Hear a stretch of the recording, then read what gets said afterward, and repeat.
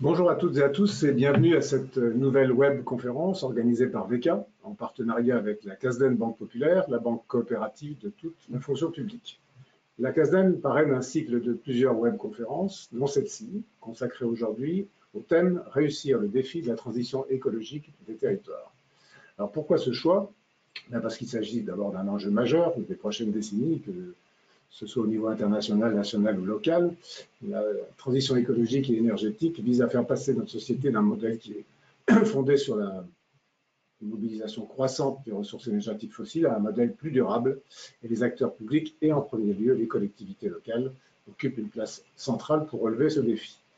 Il y a eu d'ailleurs, il n'y a pas très longtemps, une enquête faite par l'AMF et le CEVIPOF qui mettait les problématiques écologiques et énergétiques comme premier enjeu des municipales pour les citoyens. De la loi de transformation énergétique de 2015 découlent différentes déclinaisons, que sont le schéma régional climat air énergie en région et le plan climat énergie territoriale, le PCAET, applicable aux EPCI de plus de 20 000 habitants.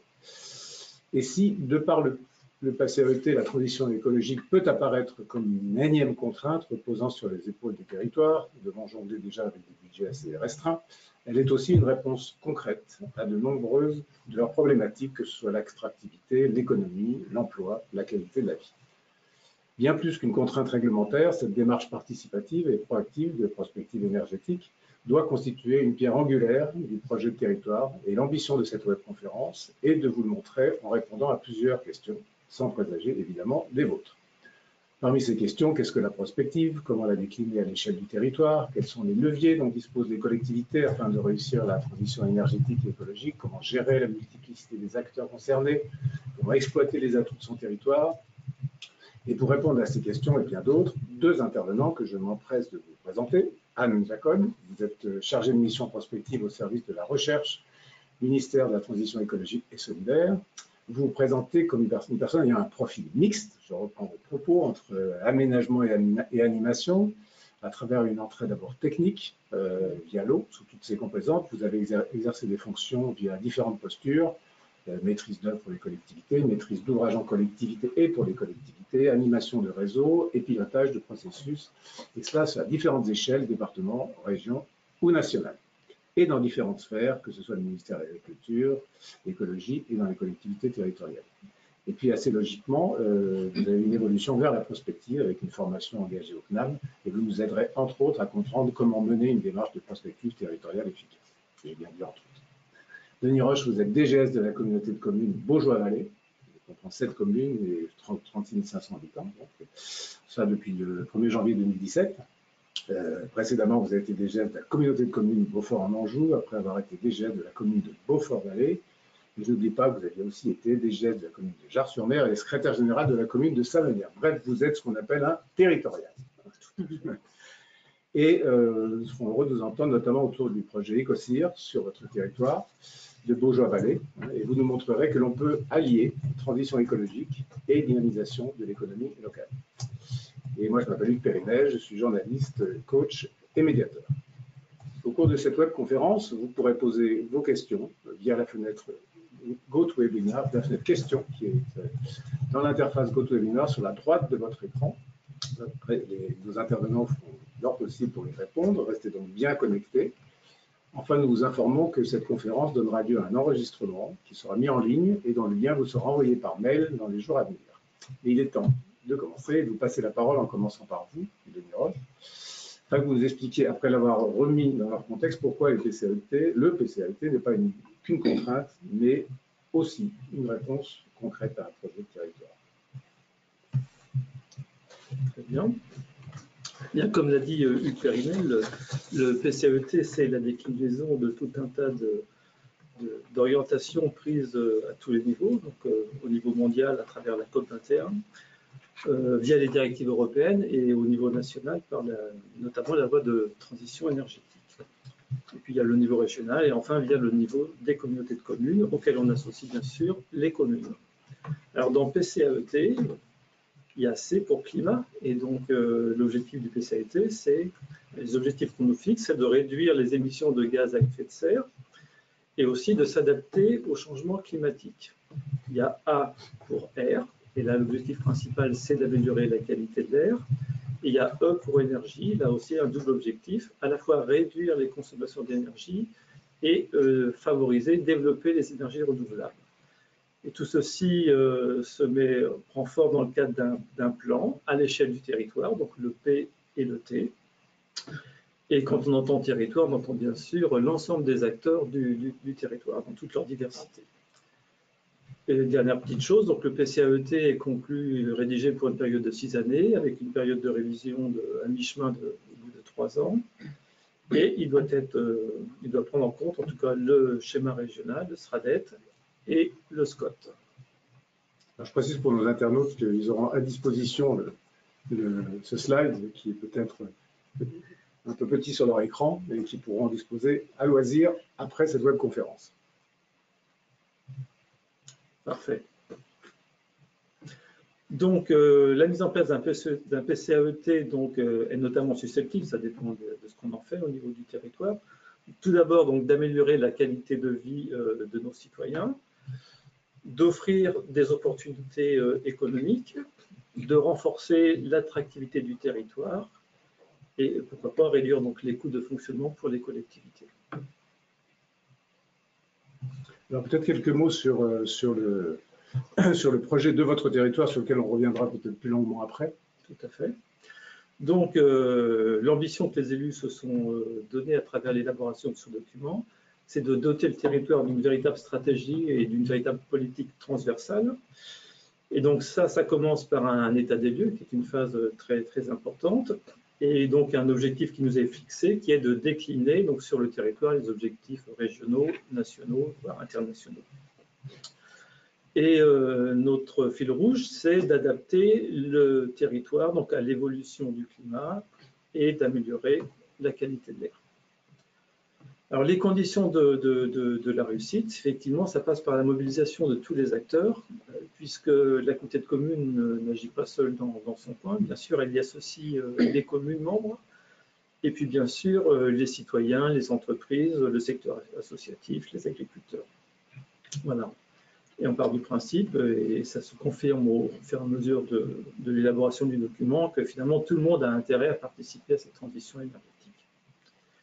Et la finalité, c'est l'amélioration globale de la qualité de vie sur le territoire, avec, pourquoi pas, quand l'occasion se présente, de créer de l'emploi non délocalisable, de la richesse localement, de pouvoir réduire les précarités, on le verra tout à l'heure dans le détail, et globalement d'améliorer l'environnement quotidien de nos citoyens. Il y a une première question qui est en fait une question qui nous était arrivée juste avant la webconférence sur la place au sujet des communes rurales et semi-rurales. C'est-à-dire qui est en fait liée à une autre question, c'est quid des EPCI, par exemple, de moins de 20 000 habitants? Quelle liberté elles ont par rapport au PCAET? Alors pour les EPCI de moins de 20 000 habitants, pas d'obligation.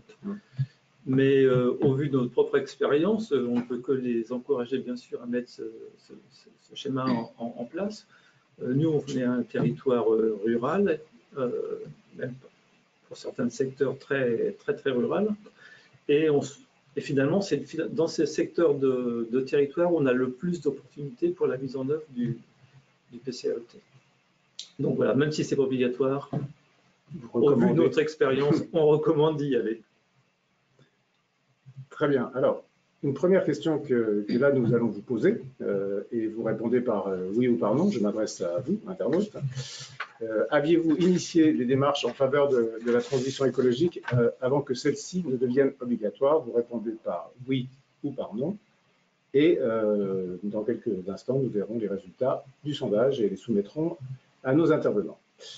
Jacob, nous allons parler plus maintenant de prospective, hein, nous arrêtons sur la prospective et peut-être la place qu'elle peut tenir dans la décision et dans l'action.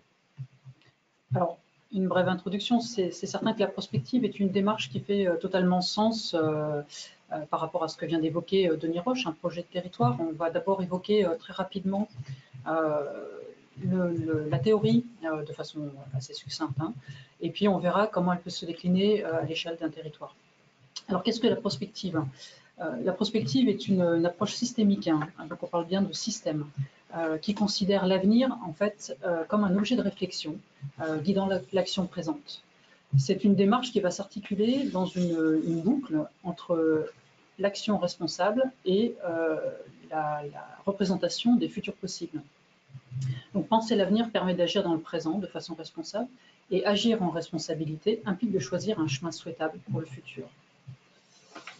On va passer à la diapo suivante. Ce qu'on constate souvent dans la prise de décision, comme vous l'évoquiez, M. Périnel, c'est que la prise de décision peut se heurter à deux blocages.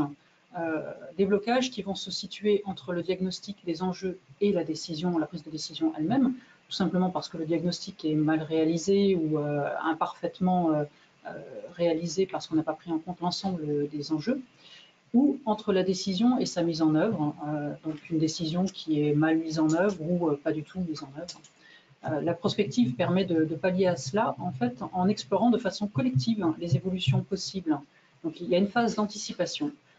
Cette phase va générer une appropriation des enjeux clés par le collectif.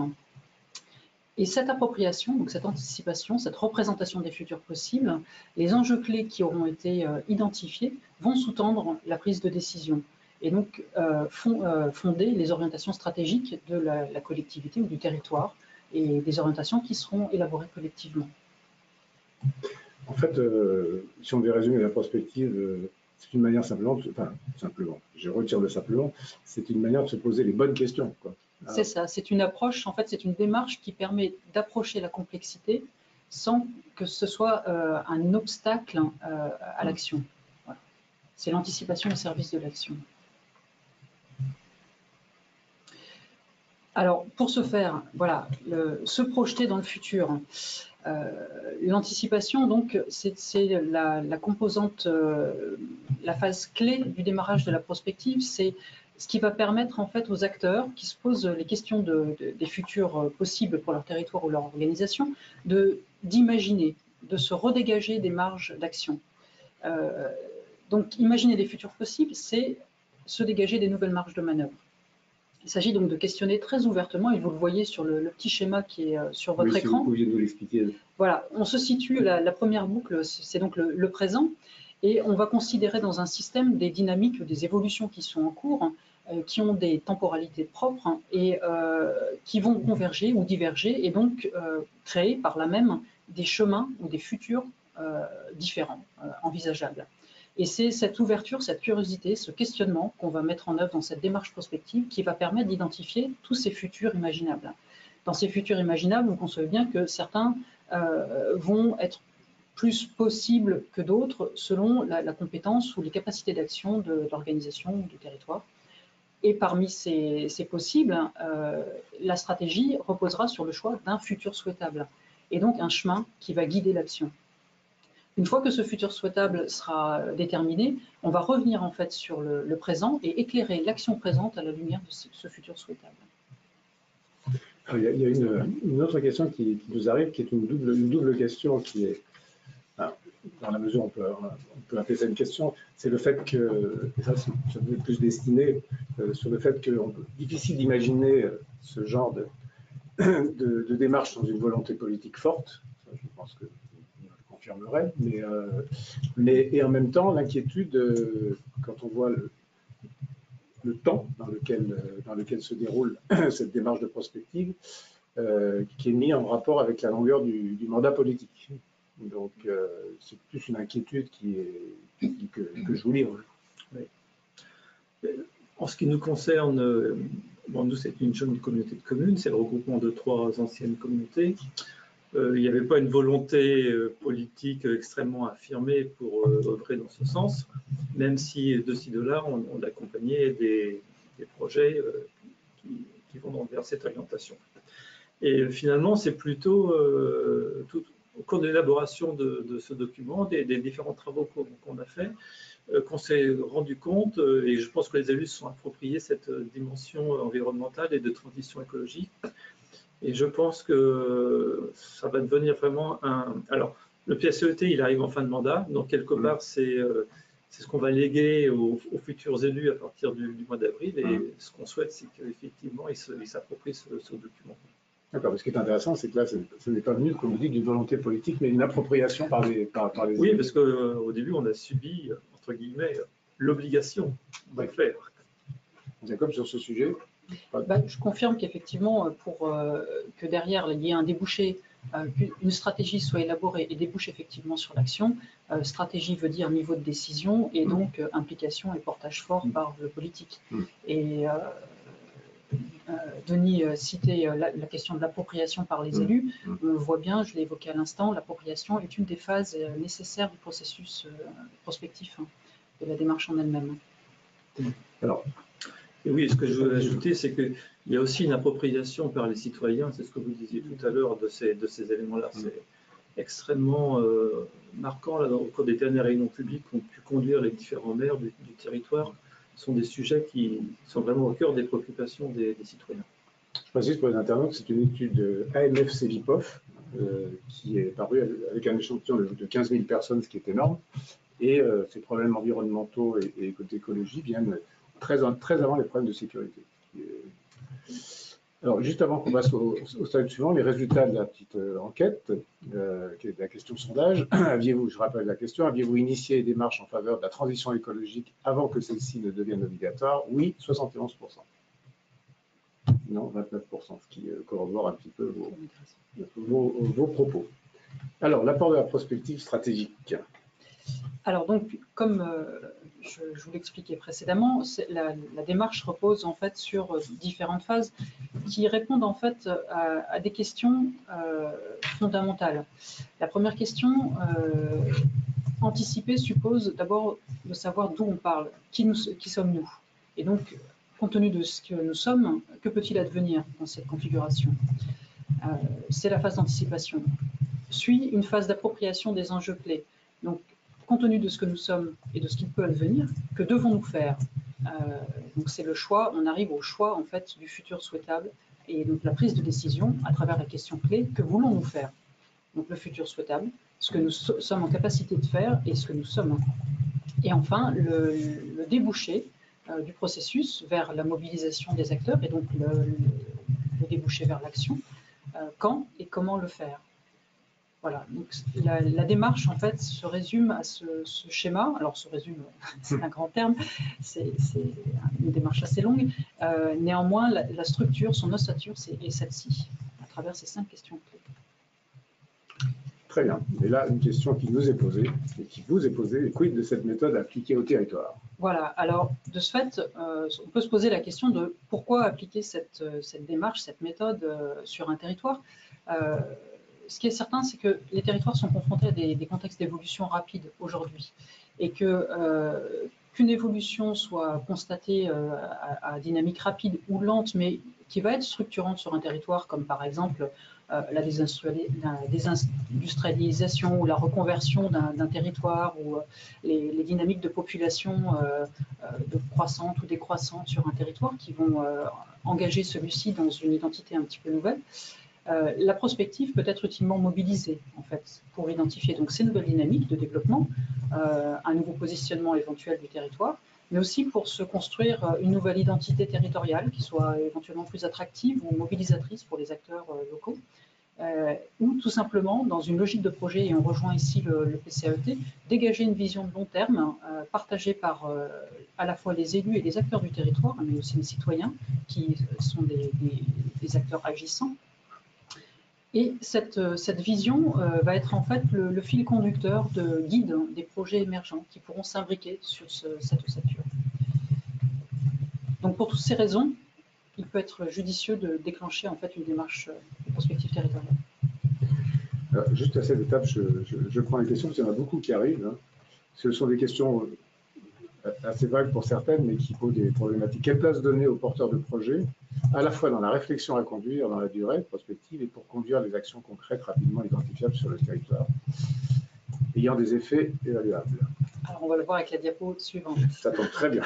Merci, monsieur Merci. ou madame. Voilà. Donc, effectivement, la prospective territoriale, alors, ce n'est pas une particularité de la prospective territoriale, c'est la prospective en tant que telle. C'est une ingénierie d'abord collective. C'est une ingénierie qui, sur son aspect déclinaison territoriale, est à l'usage des acteurs territoriaux. Donc, c'est une démarche qui permet d'initier une dynamique collective et donc qui va avoir une action sur l'écosystème d'acteurs. Il s'agit donc d'identifier les enjeux engageant l'avenir d'un espace géographique, et on parle là donc du coup du territoire en question, et considérer donc le territoire comme un système dont les enjeux complexes sont à aborder de façon transdisciplinaire. C'est là que les porteurs de projets ont toute leur place. Et donc, ces enjeux vont être inscrits dans le temps. Cette démarche donc, va produire des représentations. C'est là qu'on va confronter les visions, les langages des différents acteurs, porteurs de projets, acteurs divers du territoire, qui ont une vision, un vécu du territoire différent. Et ces différentes visions, on va le voir également dans la diapo suivante, qui vont permettre d'appréhender toute la complexité de ce territoire. Vous y répondrai peut-être tout à l'heure, Denis Roche, mais dans cette question, il y avait une première partie et une deuxième partie. Comment est-ce que les propos de Anne Jacob s'illustrent dans l'exemple de Baugeois-Vallée? Donc, comme je sais qu'on traitera tout à l'heure, je vous laisse continuer. Et donc, je le disais, les territoires sont vécus de façon différente selon la position des habitants, des acteurs, des élus du territoire. Chacun peut avoir une vision ou un vécu différent. Et pour faire de la prospective, donc il faut de ce fait comme prendre plusieurs paires de lunettes, c'est-à-dire regarder le territoire avec des yeux de géographe ou d'aménageur ou de sociologue ou d'économiste ou d'historien, tout simplement parce que le territoire est marqué de différentes griffes. Donc la géographie physique qui fait qu'un territoire n'est pas l'équivalent de son voisin, les stigmates de l'action politique qui ont permis d'engager en fait certains projets et qui ont structuré le territoire d'une certaine façon, mais aussi la sociologie, qui on a sur ce territoire, quelles sont les dynamiques propres aux habitants de ce territoire, et enfin l'économie, les ressources, les dynamiques, les flux de ce territoire. Je profite de cette occasion pour vous poser une question qui est venue tout à l'heure sur les territoires résilients. Parce que en vous écoutant, il y a 2-3 ans, le congrès des ingénieurs territoriaux avait été sur ce thème-là, les territoires résilients. Et est-ce que la prospective n'est pas un outil merveilleux pour après cette résilience, s'ouvrir et créer? Alors, la prospective, justement, on continue sur la diapo suivante, je vous propose. Je trouve qu'on a des internautes quand même qui posent des bonnes questions. Tout à fait, qui sont très dans la dynamique, je dirais. Voilà. Donc, les territoires résilients, effectivement, quand on aborde la démarche prospective adaptée au territoire, nécessite finalement de changer de logiciel dans la façon de voir les territoires. Donc, on avait une ancienne logique qui était très statique. On parlait de lieux, de stock, de périmètre, de compétences, de proximité. Aujourd'hui, la résilience, c'est pour un territoire être en capacité de considérer en fait sa dynamique propre, son inscription dans le passé et son inscription dans les futurs possibles. Et donc, pour les acteurs locaux et tout le collectif de porteurs de projets, d'habitants et d'élus, de réfléchir ce territoire à partir d'une nouvelle logique. Donc, ne plus penser lieu, mais lien, ne plus penser stock, mais flux. Et là, on voit la dynamique, le temps qui s'inscrit en fait dans la démarche et dans la conception du territoire. Donc, les questions d'échelle, les questions de ressources plutôt que de compétences et d'accessibilité plutôt que de proximité. Ça introduit des dynamiques en fait externes et internes au territoire qui vont avoir un impact sur celui-ci. Voilà. Donc, le territoire, comme je le disais, c'est un système. C'est un système qui va être considéré en relation avec d'autres systèmes. Ces relations auront des dynamiques propres, ce qui implique de prendre en compte le temps dans l'analyse. Donc, on va donc inscrire le territoire qui sera délimité par le périmètre dans lequel les acteurs de la démarche ont une capacité d'action. Ce territoire, donc c'est le système spécifique, va s'inscrire dans son écosystème direct, qui est en fait la proximité immédiate du territoire, dans laquelle les acteurs ont encore une petite capacité d'action, mais pas forcément directe, plus de façon indirecte. Et enfin, tout cela s'inscrit dans un environnement global qui est en fait globalement le territoire national ou le monde, mais un environnement qui va inscrire des contraintes sur ce système spécifique sur lequel les acteurs n'auront pas de prise, mais pour lesquels, enfin, qui seront obligés de prendre en compte et qui devront nécessiter une adaptation, une réaction, une adaptation à ces contraintes. Donc on pense système, toujours. On voit que si on représente le territoire sous cette façon-là, le territoire va être contraint par des facteurs d'évolution de l'environnement global, donc des dynamiques externes, ça peut être les dynamiques économiques, les dynamiques sociales, et de l'autre côté, la dynamique interne du système étudié, ça peut être le volet démographique, la culture des acteurs du territoire, le système d'acteurs qui est présent sur le territoire, mais aussi les moteurs de développement de ce territoire bien particulier, les infrastructures en place, la forme urbaine existante. Et tous ces facteurs vont contraindre en fait le territoire et déterminer des enjeux clés pour la résilience de celui-ci. Donc il va falloir que les acteurs arrivent à concilier, à identifier le degré d'exposition du territoire à ces facteurs, sa sensibilité, est-ce que ces facteurs ont une influence durable et impactante, et quelles sont les marges de manœuvre qu'ils peuvent récupérer en fait. Et c'est ainsi qu'on pourra déterminer la vulnérabilité ou la robustesse du territoire à son évolution. Est-ce qu'un territoire peut se poser la question de son attractivité? Alors, avec ce modèle-là? Typiquement, oui. Oui, clairement. C'est vraiment... en fait, voilà, la vulnérabilité ou la robustesse va être déterminée en fonction du souhait initial des acteurs de la démarche. C'est-à-dire, est-ce qu'on a un problème finalement de ressources, quels sont les moteurs de développement, et est-ce qu'on est capable d'agir, de dégager des marges de manœuvre sur ces questions-là, et pour rendre le territoire, en fait, capter plus de ressources, rendre le territoire plus attractif, ce faisant. Et est-ce que, on sort un tout petit peu du sujet, mais ça ferait une réponse courte si possible, est-ce qu'on peut utiliser effectivement cette approche systémique et dynamique en interne? Complètement. Alors là, c'est décliné au volet territorial, oui, mais c'est tout à fait adapté, par exemple, à une organisation, c'est tout à fait adapté, oui, bien sûr. Et de toute façon, on pense système, on pense interne, mais on pense aussi externe, parce que l'externe impacte l'interne. Voilà. Alors, les possibles. Alors, de ce fait, identifier ces dynamiques passe donc par une phase très, très analytique. Il s'agit donc, pour un territoire, de déterminer ce qui va être invariant dans le temps, les tendances lourdes qui vont structurer l'évolution du territoire, mais aussi ce qui émerge, donc les germes de changement qui, s'ils adviennent, pourraient provoquer en fait des ruptures dans le scénario tendanciel.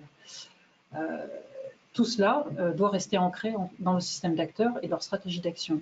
C'est-à-dire on ne peut imaginer les futurs possibles qu'avec les acteurs en place et leur capacité à agir.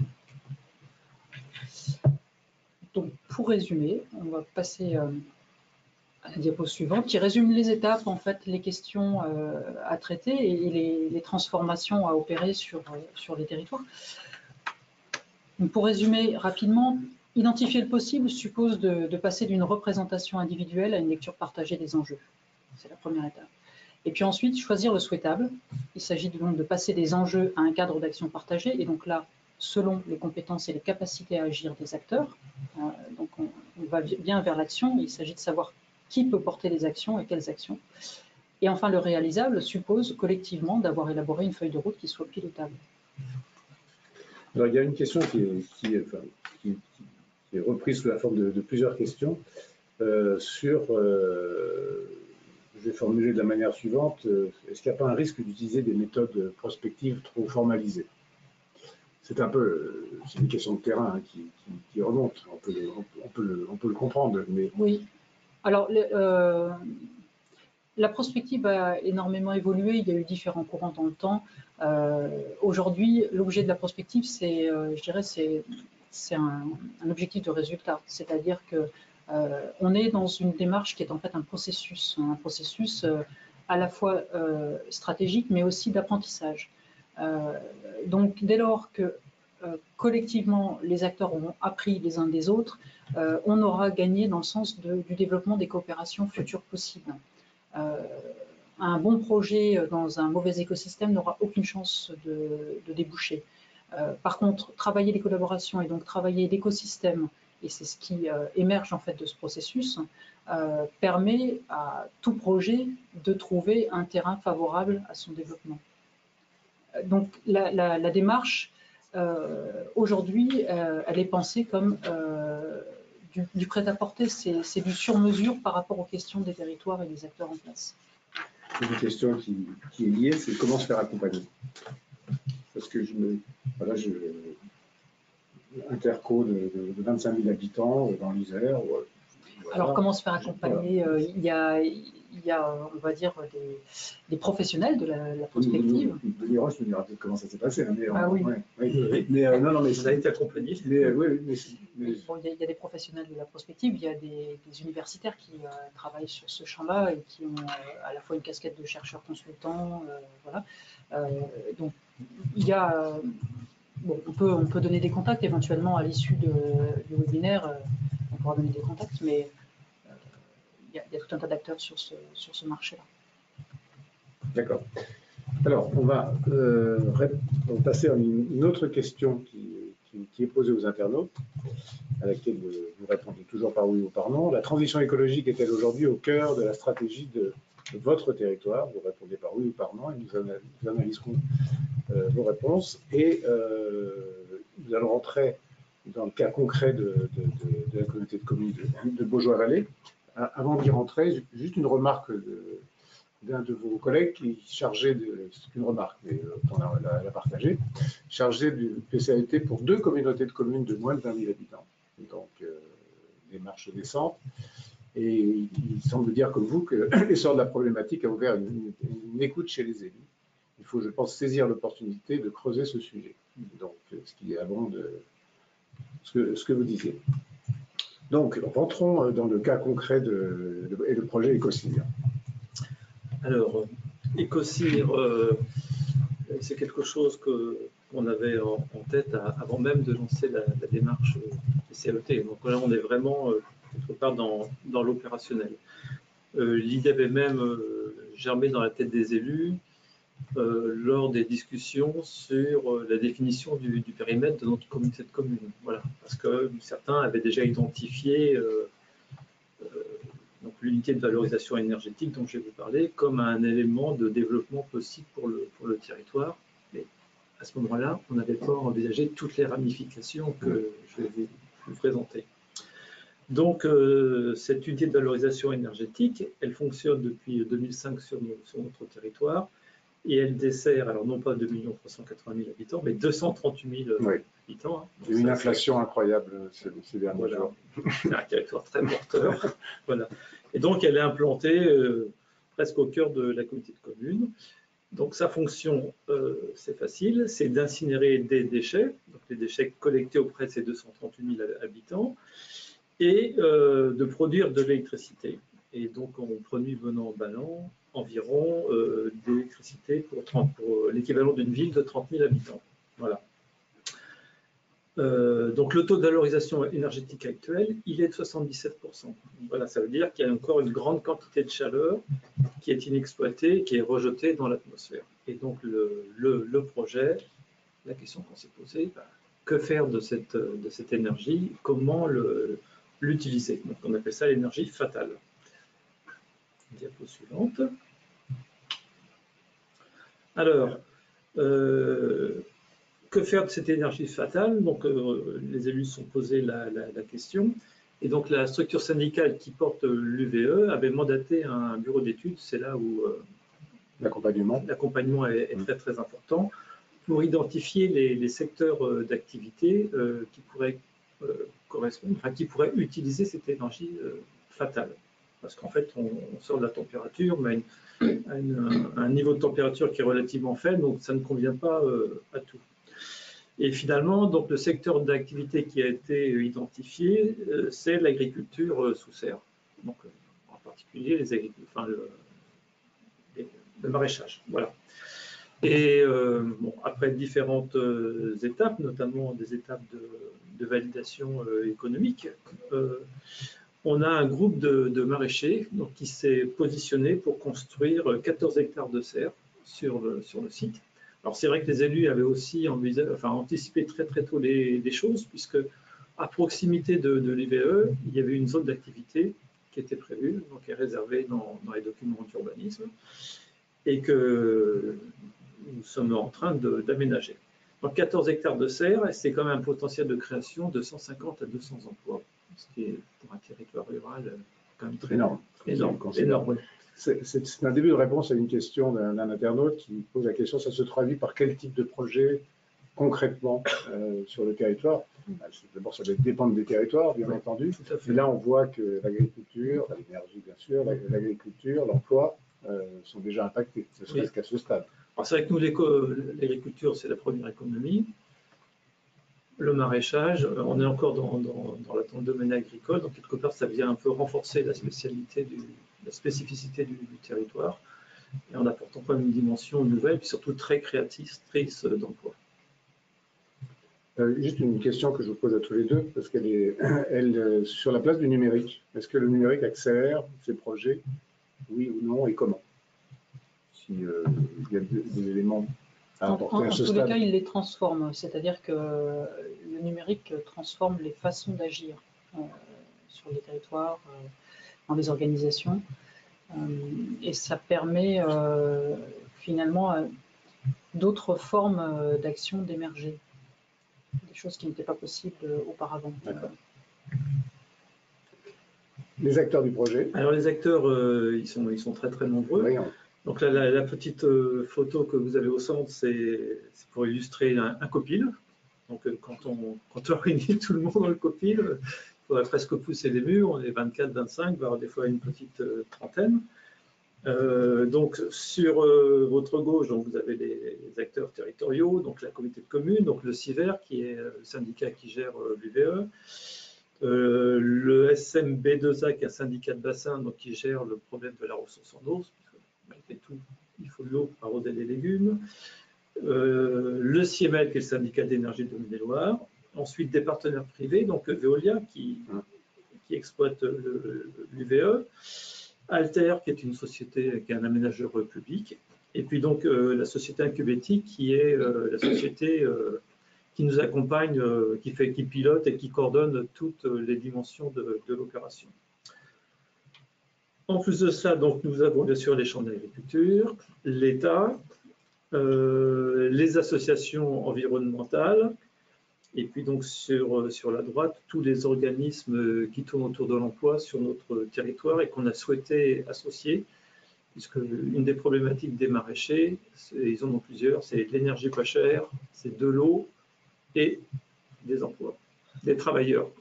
Voilà. Et donc ça, c'est une question qu'on travaille très, très, très en amont.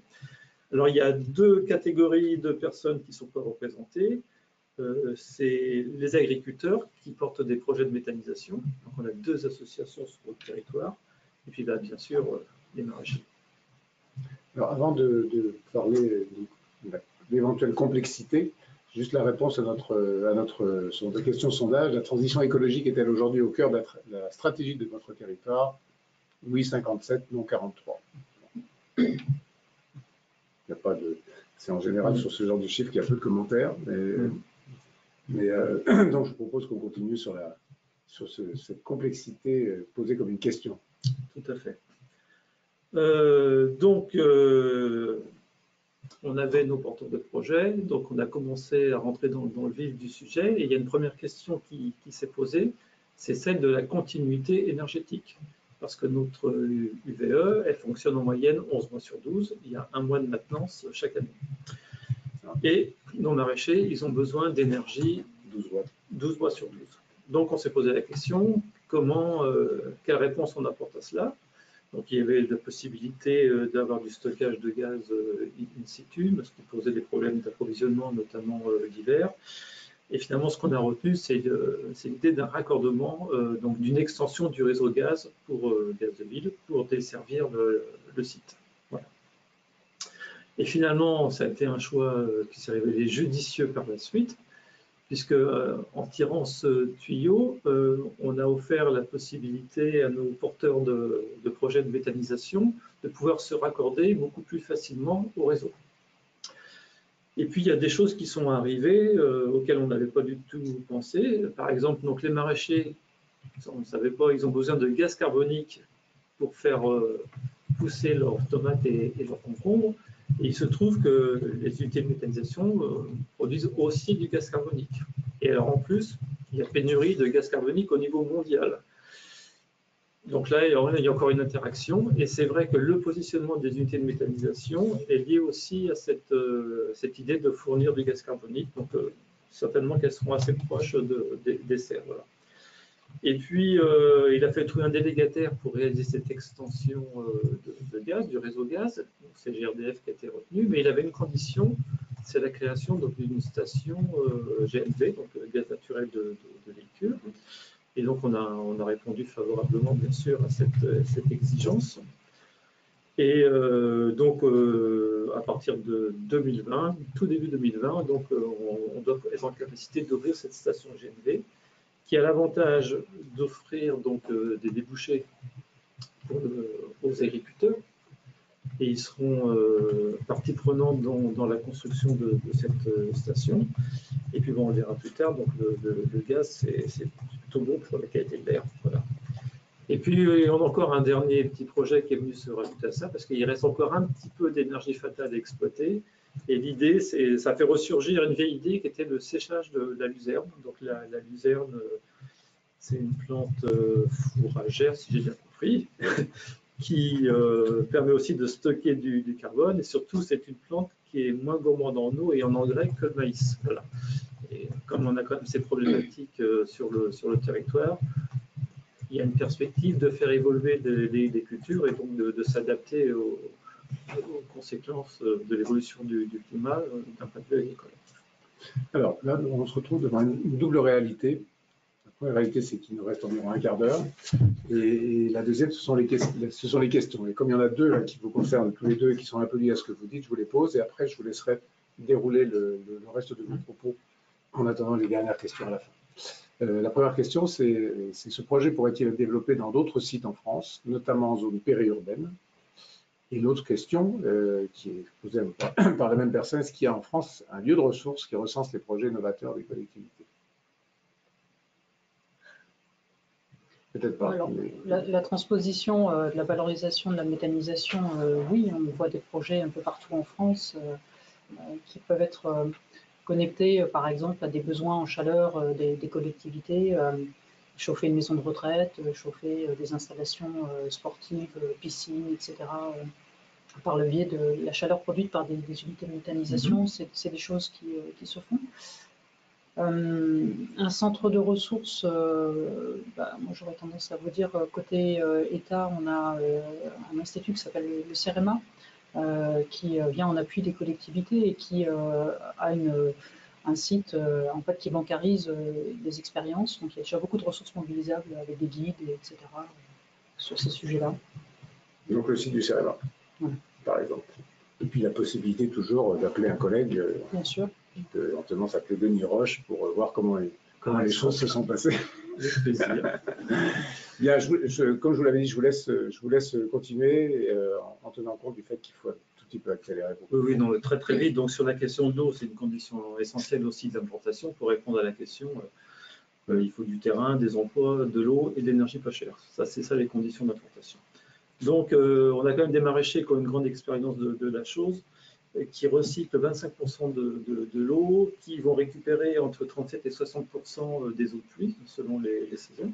Et au final, donc, le prélèvement dans la nappe est de l'ordre de 15 à 38% selon la pluviométrie de l'année. Donc ça, c'est vraiment été un sujet important. Et puis les bénéfices de la démarche. On a déjà parlé on en avait cité quelques-uns, mais voilà. C'est bien. Tout l'aspect transition énergétique, donc utilisation de l'énergie, amélioration de la qualité de l'air grâce à l'utilisation du GNV, et création d'emplois, évidemment, et quelque part des aspects plus larges tels que la revitalisation d'un secteur rural, et puis aussi une image beaucoup plus attractive de la collectivité.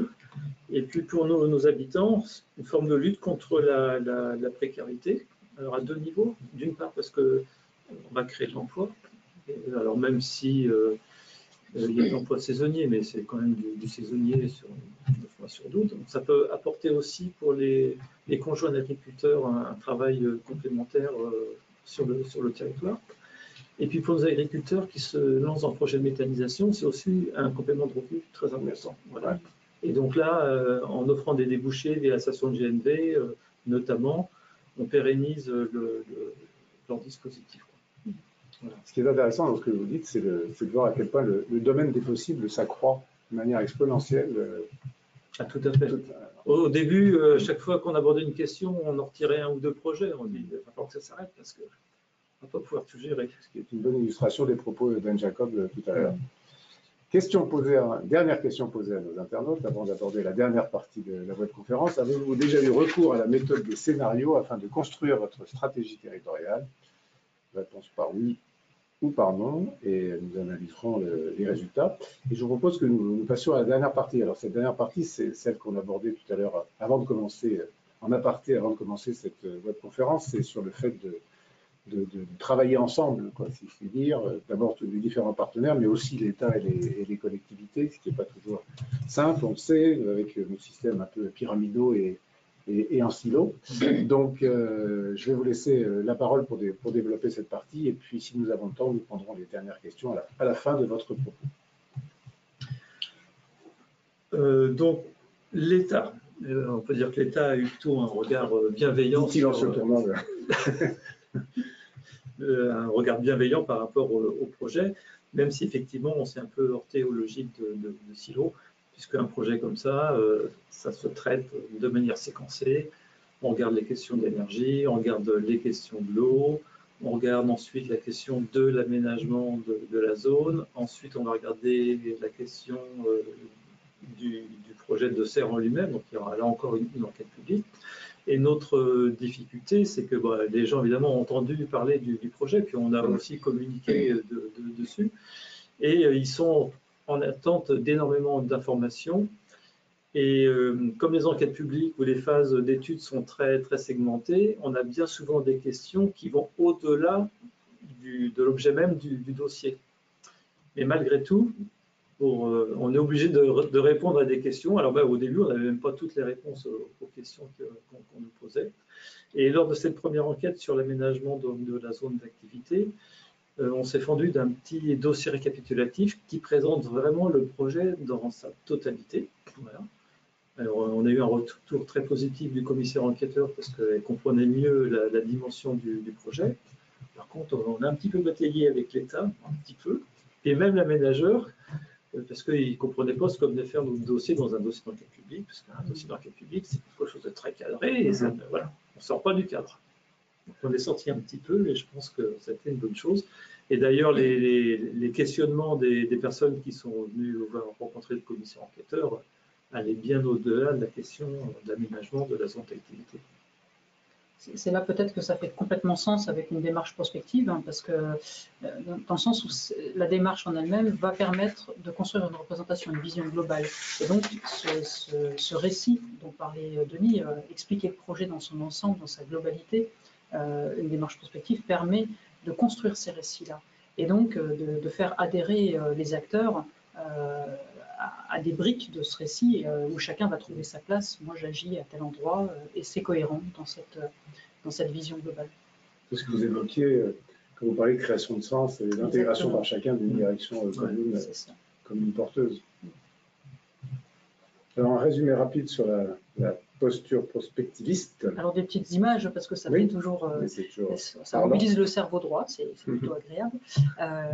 La démarche en 5 étapes, c'est des mots-clés, hein, fixer un horizon pour définir le cadre. On sort du présent, on se fixe un horizon un peu lointain, ce qui permet un décentrage, ce qui permet aussi de se poser des questions autrement. Déployer une autre attitude, c'est déployer son imaginaire, la créativité, imaginer des possibles, des coopérations avec des acteurs avec lesquels on n'a pas l'habitude de travailler, considérer aussi les points de vue d'acteurs qui sont tout aussi légitimes que les siens propres, mais qui viennent d'une autre culture, d'un autre vécu du territoire. Voilà, solliciter l'imaginaire et puis enfin prendre des risques. On n'est plus dans une attitude, dans un processus linéaire, on est dans quelque chose d'adaptatif qui va devoir se construire, peut-être prendre des chemins de traverse et construire du sens avec des acteurs qui ont des visions différentes. Et enfin, penser à l'homme, parce qu'au cœur de tous ces projets, c'est quand même l'humain qui est là, qui est porteur, on crée du sens aussi pour la société. Et tout ça, ça doit permettre de générer de la mobilisation. On s'y retrouve, on adhère à ce sens et on agit en conséquence.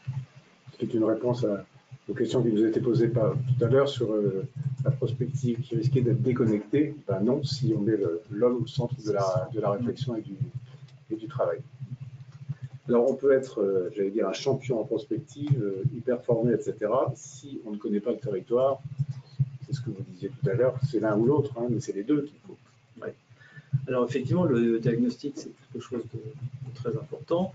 On a tous ce sentiment de bien connaître le territoire, mais c'est vrai qu'à travers le diagnostic du PCAET, on a envisagé les choses sous des aspects qu'on n'avait jamais entrevus auparavant, notamment la question de l'énergie, de la qualité de l'air. C'est un peu les lunettes dont vous parliez tout à l'heure. Ouais. C'est cela. Et en fait, la différence peut-être entre l'approche causale, c'est-à-dire que l'approche causale, on est dans l'atteinte d'un objectif à tout prix et on va essayer de résorber, de trouver le chemin le plus direct avec le moins d'écart possible par rapport à ce chemin pour atteindre cet objectif. La prospective, elle propose en fait plutôt une approche effectuelle, c'est-à-dire que c'est comme les recettes de cuisine. Plutôt que de suivre une recette de cuisine pour aboutir au plat final, on va regarder ce qu'il y a dans le frigo et donc qu'est-ce qu'on a dans ce territoire et comment on fait avec ce dont on dispose. Et donc c'est vraiment, c'est là que c'est du prêt-à-porter, on fait avec. Et d'où l'importance de connaître ce dont on dispose, les ressources qu'on a sous la main pour pouvoir construire ensemble.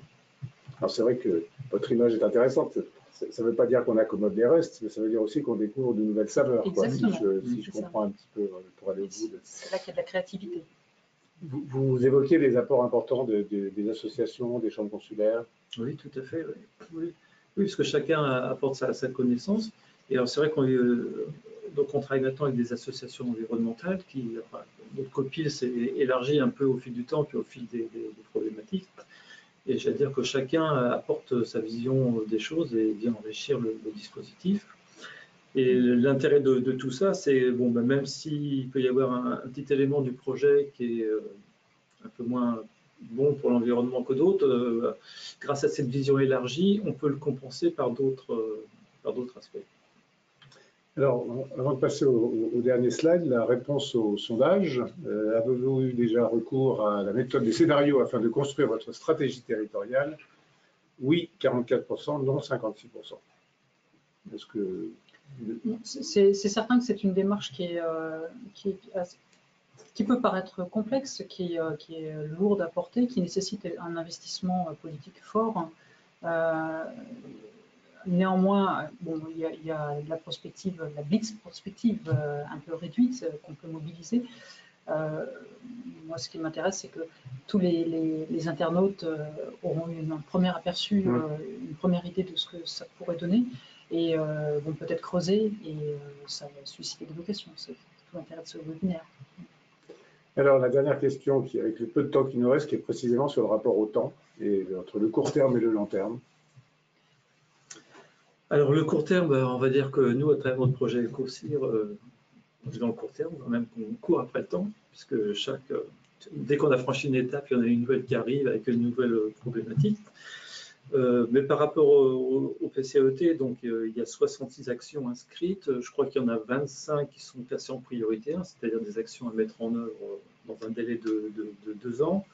Bon, ce qui est important dans ce genre de démarche, c'est de pouvoir prioriser les choses et de pouvoir aussi démarrer quelque chose rapidement. Et c'est vrai que notre projet EcoCIR, là, c'est vraiment moteur puisque c'est quelque chose quand même d'ampleur, c'est important pour le territoire et puis finalement ça avance quand même assez vite et ça nous montre que c'est possible d'y arriver et surtout ça nous ouvre aussi des perspectives par rapport à cette transition écologique, des choses auxquelles on n'aurait pas pensé précédemment. Alors sur le long terme, oui. Enfin, sachant que les deux vous concernent. Oui, sûr. Mais en fait, ce qu'expose Denis à l'instant, c'est que le récit de ce projet, la façon dont il s'est construit, aujourd'hui, la collectivité est capable d'écrire, enfin de parler d'une histoire. c'est une histoire de territoire. C'est un territoire qui s'est construit avec ce projet et qui maintenant va se développer aussi avec ce projet. Donc il y a quelque chose, une temporalité là qui est inscrite et quelque chose qui est structurant sur le territoire et qui ne va pas s'arrêter. Donc on a le long terme qui s'inscrit là. Ce qu'il faut donc percevoir, c'est qu'il y a la temporalité des enjeux qui dépasse très souvent le mandat politique, mais qu'il est important de concevoir pour construire un mandat politique adapté.